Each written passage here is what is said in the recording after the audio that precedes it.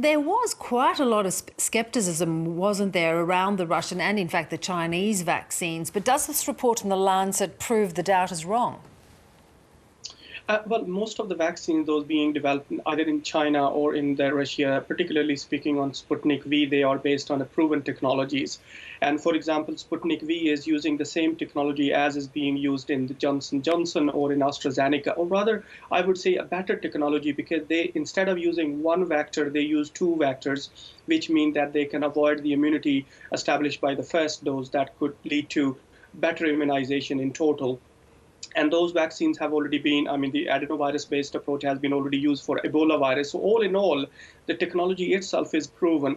I think one of the major mistakes Sputnik V has made is that they establish a strong gap between the press releases versus the availability of the original data. That sparks skepticism and also some concerns within the scientific community.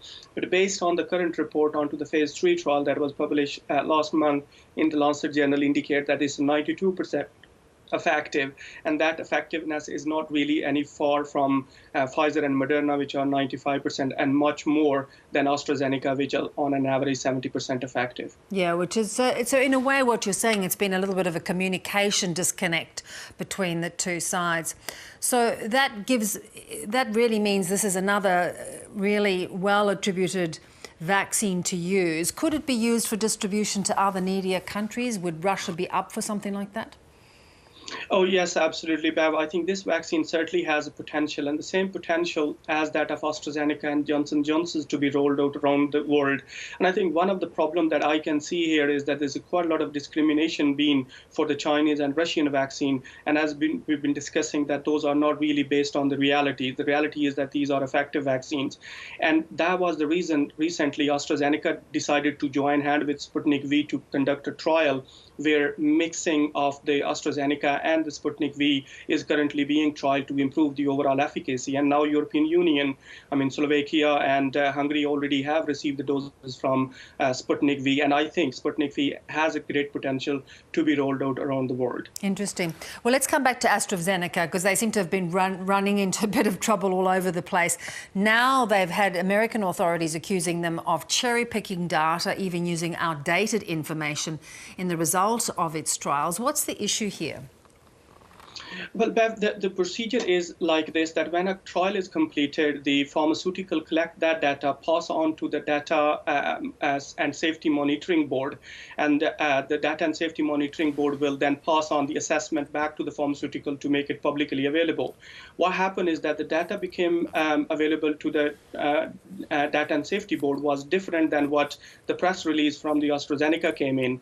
And that was a very short press release, and that is where the confusion started to emerge, which I think is not really fair, because we are in a very sensitive stage of vaccine trust, vaccine hesitancy, and particularly speaking on AstraZeneca vaccine, it has hardly just recovered from the painstakingly recovered from this allegation about the blood clot and efficacy into older ages. And AstraZeneca itself made so many mistakes in terms of dosing regime, in terms of being very active in press releases where compared to the original data. So I think here is a really sensitive issue that need to be sorted as early as possible before any hesitancy and skepticism would build on. Yeah, so how do they clear that up? Because in a way, this vaccine is the cornerstone of the Australian rollout, and we need people to be confident in receiving the vaccine. Absolutely. I think the only way they can clarify is that they can collect all the data that became available until the day they are reporting, and then present the efficacy either by the press releases or preferably to make it peer-reviewed article become available as early as possible, because that is the only way you can remove all of the skepticism. What they really has done, according to my understanding, is that they included the data that was until 17th of February.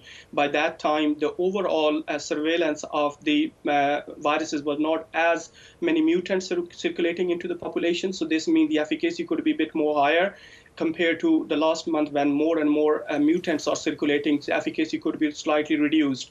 Even if it reduced down to 60%, it still would be good enough to be rolled out. So therefore, I don't think that they need to be hesitant in presenting the actual reality-driven data. Yeah, that's a good point you make. Talking of mutants, I just saw a report out of India suggesting there's a double mutant variant. We know that India has been so badly affected. What might that mean?